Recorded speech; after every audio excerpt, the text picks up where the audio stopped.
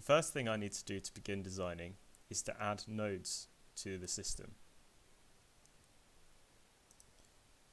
To add a node to the software, I want to click the Node button inside the Designer tab. Nodes can be created in multiple ways. Firstly, by adding a series of coordinates into the node creation panel itself.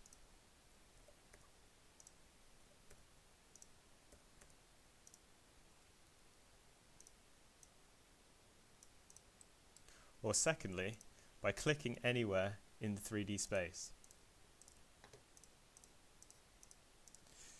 The pink colour indicates the node is in preview mode. If I want to place a node in the centre of the model's face, I will hold down Shift and click at the same time. To confirm the node position, click Create. To add multiple nodes at one time, hold down Ctrl and Shift and click multiple places in the viewport.